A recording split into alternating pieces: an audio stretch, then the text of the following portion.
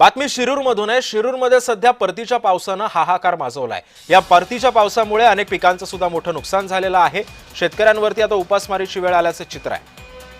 मावा तुडतुडे रोगांचा सुद्धा पिकांवर प्रादुर्भाव झाल्याचं चित्र आहे। त्यामुळे आता शेतकऱ्यांसमोर जगायचं तरी कसं असा प्रश्न आता उभा ठाकलेला आहे। आणि याचाच आढावा घेतला आमचे प्रतिनिधी अमोल दरेकर यांनी। खरं तर कहर माजवला आहे आणि याचाच परिणाम म्हणून उत्तर पुणे जिल्ह्याच्या शिरूर तालुक्यातील विविध भागांना तरकारीला फटका बसताना पाहतोय। मी सध्या आलेलो आहे त्या घेवडा या वालवर्गीय पिकांच्या रानामध्ये। सध्या आपण पाहू शकताय की या ठिकाणी मोठ्या प्रमाणामध्ये या ढगाळ वातावरणाचा मोठ्या प्रमाणात परिणाम होताना पाहायला मिळत आहे आणि असा हा परिणाम होत असताना या ठिकाणी मोठ्या प्रमाणात फुलगळ होताना पाहायला मिळत आहे। त्याचप्रमाणे या ढगाळ वातावरणाचा परिणाम म्हणून कुठेतरी शेतकऱ्यांच्या या ठिकाणी पिकांवरती रोगराईसारखा परिणाम होताना दिसतोय। आपल्यासोबत या ठिकाणी शेतकरी आहेत।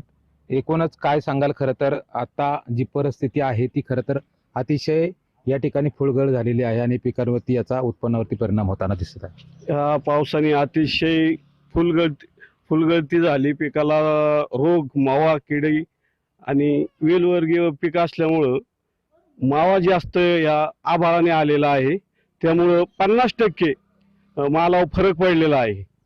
आणि ह्या परतीच्या पावसाने मिरची झालं, घेवडा झालं, घोसावळी झाली, जी आता रानात पीक आहेत यांना 25% आता येणारं पीक निघत आहे आणि 75% नुकसान झालेलं आहे। अशा परिस्थितीत ह्या पावसाने शेतकऱ्याचं मोठं हाल केलेलं आहे। वेलवर्गीय असणाऱ्या या पिकाचा खरं तर ढगाळ वातावरणामुळे मोठ्या प्रमाणात परिणाम होताना दिसत आहे आणि याचाच कुठेतरी परिणाम फक्त 25%च उत्पन्न निघत असल्याचा दावा आता शेतकरी करू लागलेले आहे। अमोल दरेकर, जय महाराष्ट्र, शिरूर, पुणे।